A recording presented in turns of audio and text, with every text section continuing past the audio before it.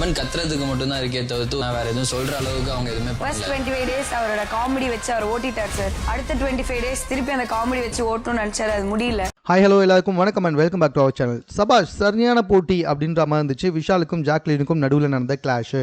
அதாவது ஒரு டாஸ்க் கொடுத்தாங்க. அந்த டாஸ்க்கை பொறுத்த வரைக்கும் ஒரு நம்பர் கொடுக்கப்பட்டிருந்துச்சு, அது ஒரு நாளை குறிக்குது. ஸோ டே 1ல் ஆரம்பித்த இவங்களோட விளையாட்டு அந்த நாளில் முடிஞ்சிச்சு அப்படின்னு யாருக்கு கொடுப்பீங்க அப்படின்றது தான். ஸோ இதில் நான் மற்றவங்கலாம் விட்டுறாங்க, ஏன்னா மற்றவங்களாம் ஒன்றும் பெரிய விஷயம் கிடையாது. ஆனால் விஷால் மற்றும் ஜாக்லின் இவங்க 2 பேருக்கும் நடந்த கிளாஷு செம்மையாக இருந்துச்சு. அதாவது ஜாக்லின் அவங்க வந்துட்டு சுத்தமாக விளையாடுறதே கிடையாது, எல்லாருக்கிட்டையும் போயிட்டு என்னவோ பேசிக்கிட்டு இருக்காங்க, கத்திக்கிட்டே இருக்காங்களே தவிர்த்துட்டு அவங்ககிட்ட ஒன்றும் பெருசாக வேறு எதுவுமே இல்லை அப்படின்னு ஜாக்லின் கிட்ட போயிட்டு ஒரு குறிப்பிட்ட நம்பர், அதாவது ஒரு 21 நாள் தான் அவங்க விளையாண்டாங்க அப்படின்ற மாதிரி வந்துட்டு விஷால் கொடுக்க, அதுக்கப்புறமா ஜாக்லின் சொன்ன பாயிண்ட்டு வேறு லெவலு.